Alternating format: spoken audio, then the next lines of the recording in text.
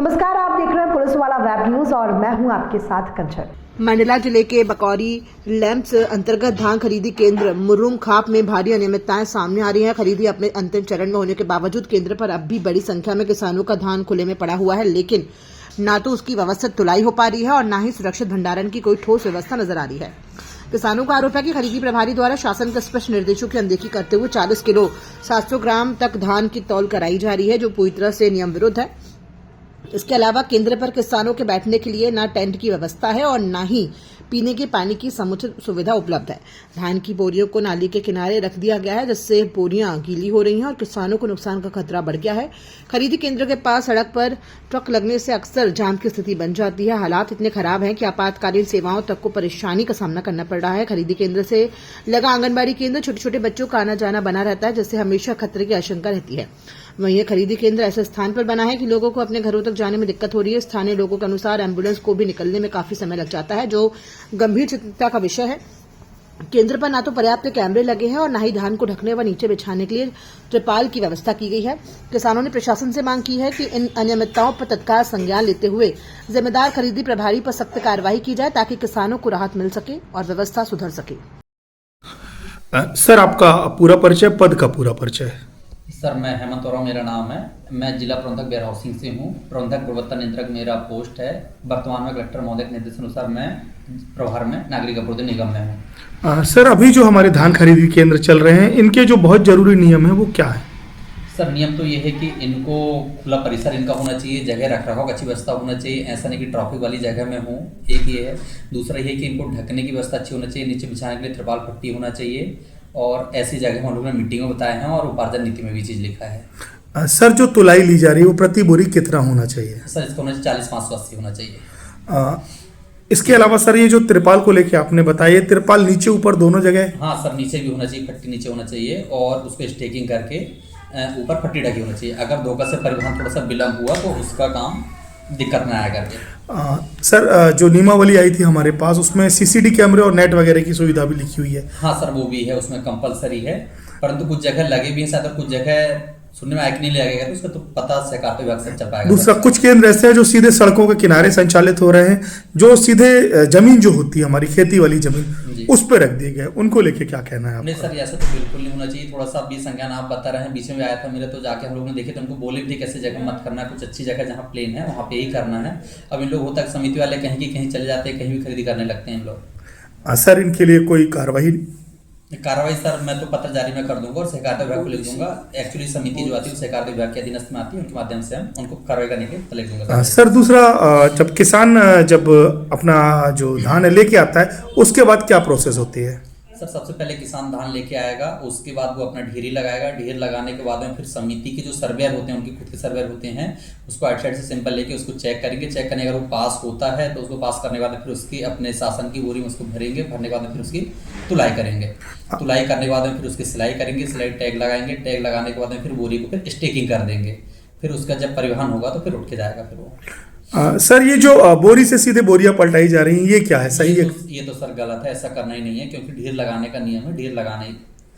दूसरा सर, ये पूछ रहा था मैं आपसे, ये जो किसान अपनी धान ला रहे हैं वो कुछ खराब है या मिट्टी मिली हुई, तो उसके सफाई को लेके क्या व्यवस्था है? किसान को स्वयं करनी है या आप लोग की तरफ से होगी? सर, पहला तो है कि किसान को खुद करके लाना है। फिर केंद्र में अगर आ रहा है वो, तो केंद्र में आने के बाद में जब ढेर लगा दिए, वहाँ पे अगर नॉन एफिक्यू हो गई है तो फिर सर्वर उनको बताएगा कि आपका माल नॉन एफिक्यू, इसका छिन्ना पंखा लगाओ, तो किसान को बताएंगे। तो किसान लगा ले तो अच्छी बात है, नहीं तो अगर वहाँ साफ सफाई समिति वाले मशीन रखते हैं फिर उसमें करेंगे तो उसका अलग से किसान ही पैसे देता है उसका। कुछ का बोर्ड के ऊपर रहता है, डिपेंड, मतलब माल कैसा है। अगर नॉर्मल पंखा हो रहा है तो 3-4 रुपये बोरी हो जाता है। अगर उसमें कंकड़ पत्थर है, कोई मशीन में डाल रहे हैं, तो फिर वो लेबर के ऊपर रहता है। वहाँ लेबर जो है डायरेक्ट उनसे रहता है कि लेबर से ऐसे में काम करवा ले, वो किसान खुद करवा ले तो अच्छी बात है। ऐसा बिल्कुल कोई नियम फिक्स नहीं है, ना ही उपार्जन नीति में कोई सेग्रीगेशन का नियम फिक्स लिखा है। ये है किसान को ही साफ सफाई करवाना है। अगर नॉन एफिक्यू है तो समिति वाले बोले भैया आप सफाई करवाते हो, तो किसान करवा देते हैं उसको। इन पे जो कार्रवाई की हम बात करें सर, तो किस तरह की कार्रवाई होती है? सर, इन पे अगर कोई भारी अनियमितता, पहले जैसे आप हमको शिकायत मिलती है तो उसकी हम जांच करेंगे। जांच अगर कोई भारी अनियमितता पाई जाती है तो उनको ब्लैक लिस्ट करने का, आगामी उपार्जन काम नहीं देंगे, इसका इसमें रहता है प्रावधान। ये कि जैसे आज का डाटा पर आंकलन करें तो 1,81,000 अपने टोटल जिले की खरीदी हो गई है, और आज दिनांक की स्थिति में 1,24,251 MT अपना परिवहन हो गया, जो कि 73% है।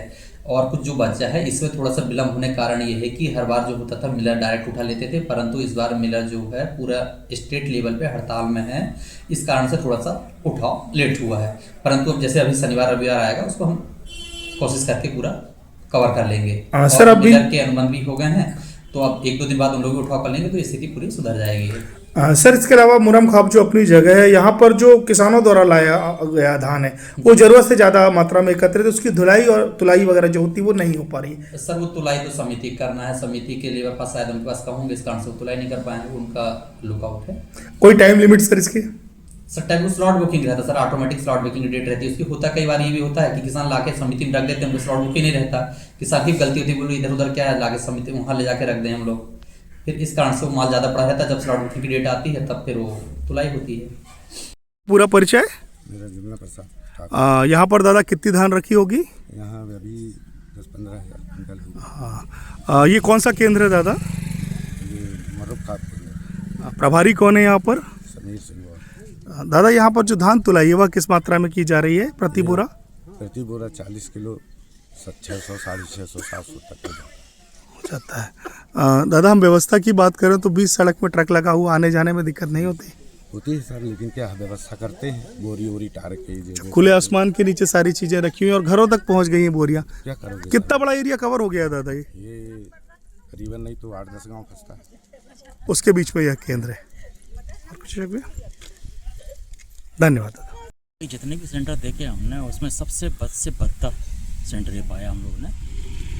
एक तो ये रिहायशी इलाके में बनाया गया है, साथ में आंगनवाड़ी भी लगी हुई है जहाँ पे छोटे छोटे बच्चे आते हैं पढ़ने के लिए, तो ये सब व्यवस्थाएं मतलब बहुत दुखदाई हैं। यहाँ पर छल्लियाँ जो लगाई गई हैं इसकी धान की वो प्रॉपर नहीं है, और बहुत से बोरियाँ तो यूँ देखी जा रही हैं जैसे भरने के बाद सही ढंग से सिलाई न होने की सब खुली पड़ी हुई है। टारपुलिन से किसी ने ढका गया है।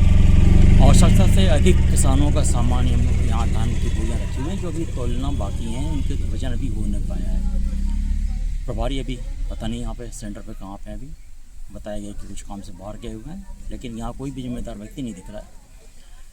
एक बात ये समझ में आती है कि जब आप धान खरीदी केंद्र बना रहे हैं तो रिहायशी इलाके में किस लिए बनाया गया ये? जब आपके पास प्रॉपर जगह नहीं है तो ऐसी जगह बनना नहीं चाहिए। ये तो आसपास के जो लोग हैं सबके लिए परेशानी की बात है, सबका रास्ता बंद हो रहा है। सीसीटीवी कैमरे तो ज़रूर दिख रहे हैं, लेकिन प्रॉपर जैसी उसके एंगल होना चाहिए उसके अनुसार ये कम है, उसकी व्यवस्था होना चाहिए। तुली हुई जो बोरियां हैं जो 40 किलो की बताते हैं 40 किलो की होनी चाहिए, पता नहीं इसमें वज़न कितना है। जो कुछ जगह शिकायतें भी आई कि वज़न ज़्यादा लेके धान तोला जाता है, तो इन तुली हुई बोरियों के नीचे में कोई भी ऐसी व्यवस्था नहीं है जो उसको सीपेज से बचा सके। आगे में हमने देखा कि रिहायशी इलाका है, इसलिए वहाँ से जो सीपेज है वो अपना ड्रेनेज पाइप जो निकले हुए हैं, नालियाँ हैं, तो उसके साथ में ही इनने वहाँ पर तुली हुई बोरियों की लट्टी लगा के रखी हुई है, जो कि वहाँ से सीपेज होगा तो धान पूरे ख़राब होंगे।